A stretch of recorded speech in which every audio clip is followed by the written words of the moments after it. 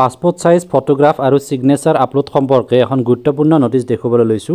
এই ভিডিঅ'টো সেই সকলৰ বাবে যিসকলে ৰেলৱেৰ assistant loco pilot ALP CN01 2024 কিছুদিন আগতে এপ্লাই কৰিছিলে। তো তেওঁলোকৰ কাৰণে ভিডিঅ'টো গুৰুত্বপূৰ্ণ হয়। তো যিসকলৰ ফটো বা সিগনেচাৰ বিলাক ৰিজেক্ট হৈছে বা এজ পাৰ দা গাইডলাইন হোৱা নাই, তো তেওঁলোকে নতুনকৈ আপলোড কৰিব লাগিব। আৰু ইয়াৰ বাবে যেটো লিংক হয় সেই লিংকটো আপোনালোকে অফিচিয়েল ৱেবছাইটত পাব আৰু সেই অফিচিয়েল ৱেবছাইটৰ লিংকটো মই ডেসক্ৰিপচনত দি দিম। আৰু এই লিংকটো এক্টিভেট হ'ব 27/5/2024 ৰ পৰা 31/5/2024 লৈকে। তো এই সময়খিনিৰ ভিতৰত আপোনালোকে নিজৰ সিগনেচাৰ বা ফটো যদিহে এজ পাৰ গাইডলাইন হোৱা নাছিলে তেতিয়াহ'লে প্ৰপাৰ যেটো ফৰমেট হয় বা সাইজ হেতু কৰি পেলাই আপলোড কৰিব লাগিব।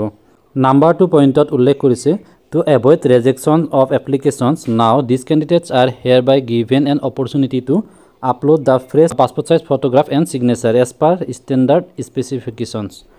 To avoid rejection, নহলে যদিহে আপলোড নকৰে তেনেহলে আপোনাৰ এপ্লিকেশনখন ৰিজেক্ট হৈ যাব পাৰে আৰু এক্সামত আপুনি এপিয়াৰ হ'ব নোৱাৰিব।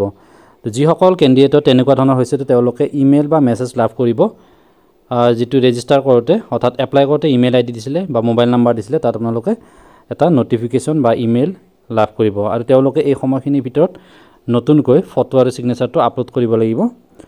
আপডেটটো এইখিনিয়ে আছিল। ইয়াৰ পিছত লেটেষ্ট যিকোনো ধৰণৰ আপডেট চাইলে সকলোবিলাক লাভ কৰি থাকিবলৈ চেনেলটো সাবস্ক্ৰাইব কৰি ৰাখিব আৰু যদি টেকনিক্যাল হেল্পলাইনৰ বাবে বা কোনো প্ৰশ্ন থাকে তেনেহলে এইকেইটা হেল্পলাইন নম্বৰত 10 AM to 5 PM ৰ ভিতৰত কল কৰিব পাৰে নাইবা এই ইমেইল আইডিটোত মেইল কৰিব পাৰে।